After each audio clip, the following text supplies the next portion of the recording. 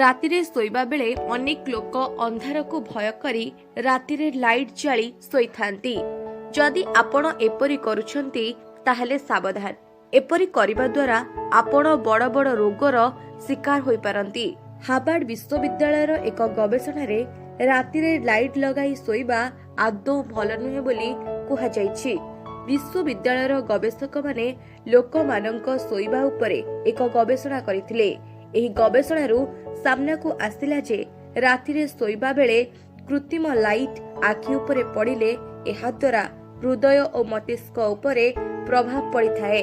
ତେବେ ଦର୍ଶକ ବନ୍ଧୁ ଆସନ୍ତୁ ଏ ସମ୍ପର୍କରେ ଅଧିକ କିଛି ଜାଣିବା ନ୍ୟୁରୋଲୋଜି ସ୍ପେଶାଲିଷ୍ଟ ଡକ୍ଟର ସୂର୍ଯ୍ୟପ୍ରକାଶ ଚୌଧୁରୀଙ୍କ ଠାରୁ। ବହୁତ ଲୋକଙ୍କର ଅଭ୍ୟାସ ଅଛି ରାତିରେ ଶୋଇଲା ବେଳେ ଲାଇଟ୍ ଲଗେଇ ଶୋଇବେ କିମ୍ବା ବହୁତ ସମୟ ଧରି ମୋବାଇଲ ହଉ ଲ୍ୟାପଟପ୍ ହଉ ବିଭିନ୍ନ ପ୍ରକାର ଡିଭାଇସ୍ ୟୁଜ୍ କରିବେ।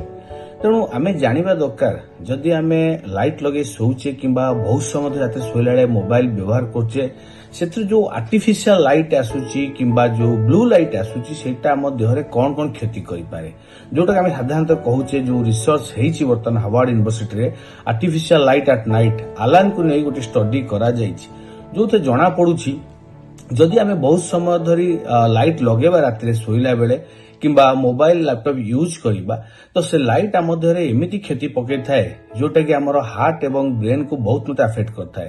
ଆମ ରକ୍ତନଳୀରେ ଜମାଟ ବାନ୍ଧି ବହୁତ ସମୟରେ ହାର୍ଟ ରୋଗ ଏବଂ ବ୍ରେନ୍ ରୋଗ ହେବାର ସମସ୍ୟା ଥାଏ।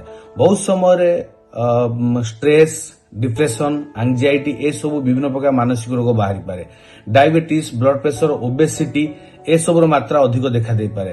ବହୁତ କ୍ୟାନ୍ସର ଯେମିତିକି ବ୍ରେଷ୍ଟ ଏବଂ ଥାଇରଏଡ୍ କ୍ୟାନ୍ସର କୋଉଠି ନା କୋଉଠି ଲିଙ୍କ ଅଛି ଯଦି ଆପଣ ରାତିରେ ଲାଇଟ୍ ଲଗେଇ ବେଶୀ ସମୟ ଶୋଉଛନ୍ତି।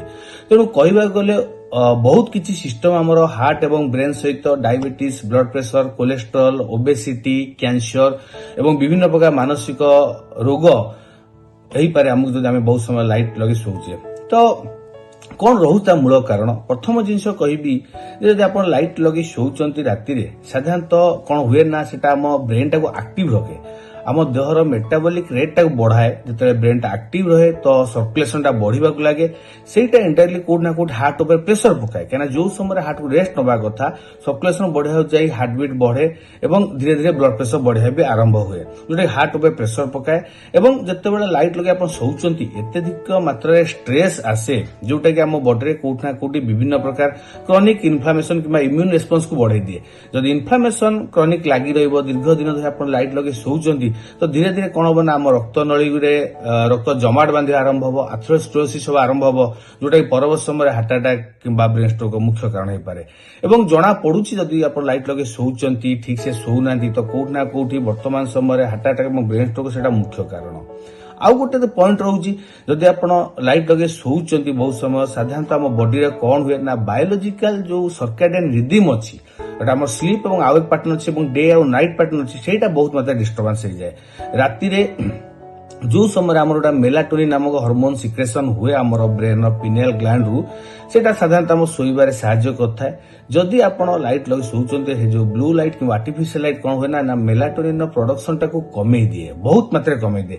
ମେଲାଟୋନିନ୍ ଗୋଟେ ହରମୋନ ଯୋଉଟା କି ଆମ ଦେହରେ ବହୁତ ପ୍ରକାର ଫାଇଦା ଦେଇଥାଏ ଶୋଇବାରେ। ଆମର ବିଭିନ୍ନ ପ୍ରକାର ହରମୋନ ଯୋଉଟା ଥାଏ ବିଭିନ୍ନ ପ୍ରକାର ଷ୍ଟ୍ରେସ୍ ରେସ୍ପନ୍ସରେ, ବିଭିନ୍ନ ପ୍ରକାର ଇନଫ୍ଲାମେସନରେ, ଇମ୍ୟୁନିଟି ବଢେଇବାରେ ତାର ଆଣ୍ଟିଅକ୍ସିଡାଣ୍ଟ ପ୍ରପର୍ଟି ରହିଛି ତ ବହୁତ ଆବଶ୍ୟକ ହୋଇଥାଏ। କିନ୍ତୁ ଯଦି ଆମେ ଲାଇଟ୍ ଲଗେଇ ଶୋଉଛେ କିମ୍ବା ମୋବାଇଲ ବହୁତ ସମୟ ଧରି ଆମେ ବ୍ୟବହାର କରୁଛେ ରାତିରେ ତ ସେଥିରୁ ଯୋଉ ଆର୍ଟିଫିସିଆଲ ଲାଇଟ୍ ଏବଂ ବ୍ଲୁ ଲାଇଟ୍ ହଉଛି ସେଟା ଆମ ମେଲାଟୋନିନ୍ ମାତ୍ରାକୁ ଏତେ ମାତ୍ରାରେ କମେଇ ଦିଏ ଯୋଉଟା କି ବିଭିନ୍ନ ପ୍ରକାର ଷ୍ଟ୍ରେସ୍ ହଉ, ଆଂଜାଇଟି ହଉ, ଡିପ୍ରେସନ ହଉ, ବାଇପୋଲାର ଡିଜର୍ଡର ହଉ ଏସବୁର ମାତ୍ରା ଦେଖାଯାଏ।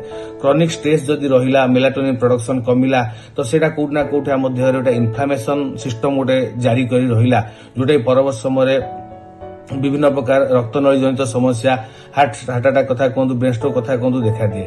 ଏବଂ ଯଦି ମେଲାଟୋନିନ୍ ପ୍ରଡକ୍ସନ କମିଗଲା, ଷ୍ଟ୍ରେସ୍ ରହିଲେ ବିଭିନ୍ନ ପ୍ରକାର ଅନ୍ୟାନ୍ୟ ହରମୋନ ଷ୍ଟ୍ରେସ୍ ହରମୋନ ବାହାରି ସେ ଆମର ଡାଇବେଟିସ୍ର ମାତ୍ରା, କୋଲେଷ୍ଟ୍ରଲ ମାତ୍ରା ଏବଂ ବ୍ଲଡ୍ ପ୍ରେସର ବି ବଢେଇ ଦେଇପାରେ।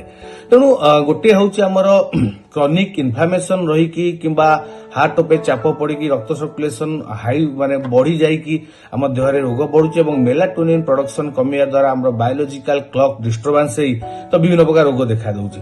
तेणु जदि आप बेसी समय कहबा गले जदि बेसी समय आप रात लाइट लगे शोचंती किंबा जदि मोबाइल लैपटॉप अन्य जिनिस व्यवहार करछन जो बहुत खराब लाइट किंबा आर्टिफिशियल ब्लू लाइट आसुची तो से आम देहरे हार्ट अटैक हो ब्रेन स्ट्रोक हो obesity diabetes blood pressure cholesterol विभिन्न प्रकार मानसिक रोग depression anxiety bipolar disorder even cancer जमती कहली ब्रेस्ट और थायराइड कैंसर सहित बहुत मात्रा लिंक अच्छी जदि आप व्यवहार करेंगे दीर्घ दिन धरी कर तो हुए तो यह रोग अधिक हबार संभावना रही।